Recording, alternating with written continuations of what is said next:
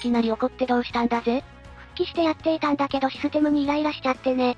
なるほどそういうことか。しかし、何にそんなに怒ってるんだ？やり始めてまだ数日だから、他にもイラつくところがあるかもだけど、現段階で5つイラッとすることがあるわ。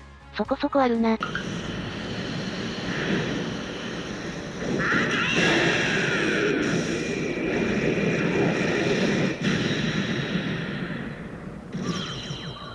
いやいやいや。手加減なしやねんね。そうなのよね。手加減できないほどにめんどくさいことがあるのよね。そうなのかだぜ。そしたらとっととやっていきましょうかね。5つあるうちのまずは1つ目。これはガチャだけやったりしてた復帰勢が陥るだろう事案。キャラ枠いっぱいでクエストに行けません。復帰するってのはなかなかのモチベーションがないと無理で、かなりのやる気がないとこのキャラ枠いっぱいでクエストに行けない時点で、もうやる気をなくしてしまうわね。確かに。それは言えてるな。一度やめたというのは、飽きたり面白くなくなったり、もう満足してやめてるから、再びやり始めた時にボックス整理からしないといけないのはかなり萎えるな。ドラクエでも何でもゲームをやり込んでセーブデータとか大事に保管してるけど、いざだいぶ経ってからやってみると、操作にも慣れないでやらなかったりするじゃん。そこに加えてボックス整理からってことでかなりなえなえになるわ。しかしこれは対処のしようがないことだな。そうねでもキャラ枠いっぱいでも1キャラぐらいはドッカン覚醒するまではクエストに行けるとか、そんなことはできないのかしら？まあそうだな。ガチャっていいのが当たってやる気も出てきて、1キャラぐらいをドッカン覚醒させたら、その久しぶりにやり始めた人もそれなりにやる気も出てきてるだろうから、ボックス整理もやれるだろうしな。ってことで1つ目はキャラ枠いっぱいでクエストに行けない問題でした。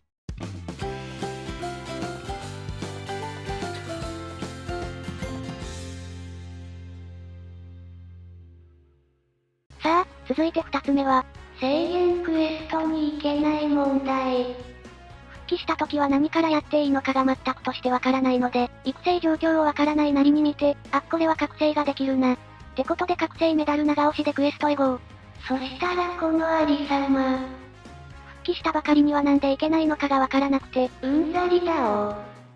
キャラの育成が足らないとか、そもそもにクリアしてないといけないクエストがあったりと少しわかりにくい感じにはなってるな。復帰勢にはこれまたかなりのモチベーションがないとハードルが高いわよ。後ついでとしては、前に言ってたクエストはホーム画面出発長押しでいけるようにしてほしいな。そうなのよねなんかやぼったいのよね。ぜひ運営様にはご検討をしてほしいわね。さあ、次は、カテゴリースキルがニッチすぎてフレンドに出てこないんですけど。さあ3つ目はニッチすぎるカテゴリーリーダースキルのフレンド問題よ。ガーリックジュニアをドッカン覚醒したからせっかくだからリーダーで使おうとしたら、そもそもにフレンドに展開の出来事なんてリーダースキル出てこないわ。この辺はどのカテゴリーリーダースキルでも出発できるように用意しておいてほしいところだぜ。せっかくリーダースキルとしてあるのにフレンドに出てこなくてリーダーとしては使えないのはどうなんでしょうか？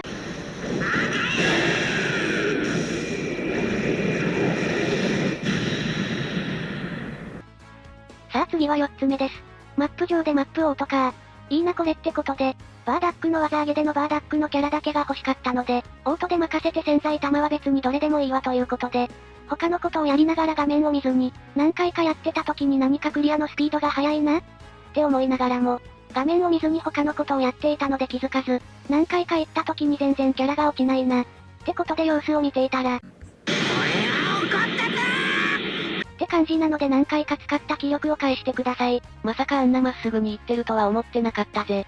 このオートマップ機能は金カプセルも無視だし、ダメージマスも踏んでいくしで、結構ポンコツで使いにくいな。もう何もいらないステージだからと思って採用したらこれだもんね。あ、それとオートマップを押してたのを忘れてて、金の覚醒カプセルを素通りとかもあったりで、何かもやっとする機能だなと思ってしまったんだけど、どうなんでしょうか？どうなんだろうな。ずっとやってる人からしたらもうマップからのおこぼれはいらない状態なのかもな。あとオート機能で言えば、オートバトルのボタンの場所を違う場所に変えれないかな。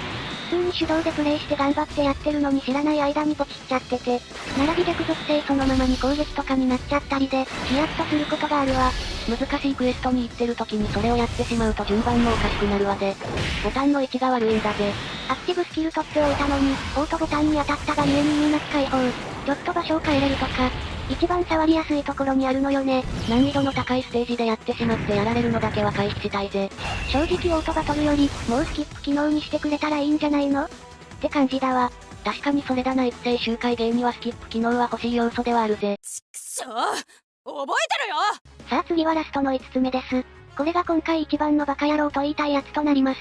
キャラのステータス画面で潜在解放の画面を見た後にいちいちチームメニューに行くの勘弁してくんない。長い文章にエコーをかけたな。いやー、これがもう一番の苛立ちポイントなのよ。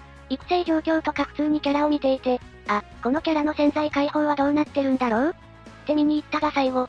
見終わった後は、チームメニューに戻されて見てたキャラをまた探しに行かないといけない地獄が待ってるわ。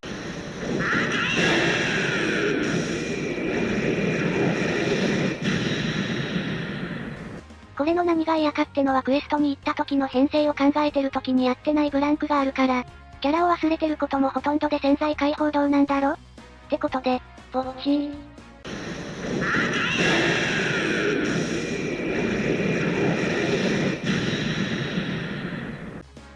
なぜにその前の画面じゃなくてチームメニューの画面にこだわるんだ。どう考えてもおかしいだろって。運営さんはゲームやってないだろって思っちゃうわね。この今の画面。まさに今、クエストに行こうとしてる編成の途中で潜在解放の画面。終わったな。これは本当にめんどくさい。もう何回かやってしまって。今じゃもうよっぽどじゃない限りは潜在解放の画面はポチらないわよ。まあ、確かにそうならざるを得ないな。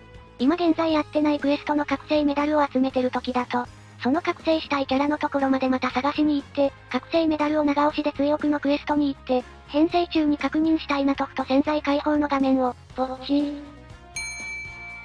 お渡せ。しかもまだ考えた編成でクリアしてなかったら、その考えた編成もなくなって最初から。はぁ、舐めてんじゃねえよ。これでも食らいやがれうねえ。行くぜ早く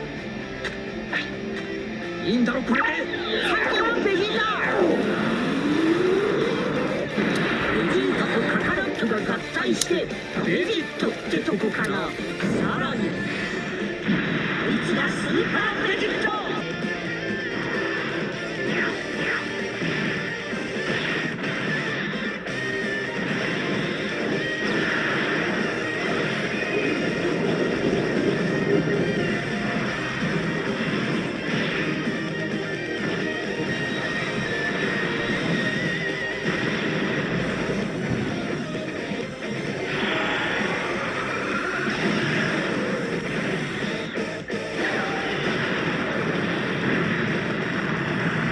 地球が壊れちゃうよ。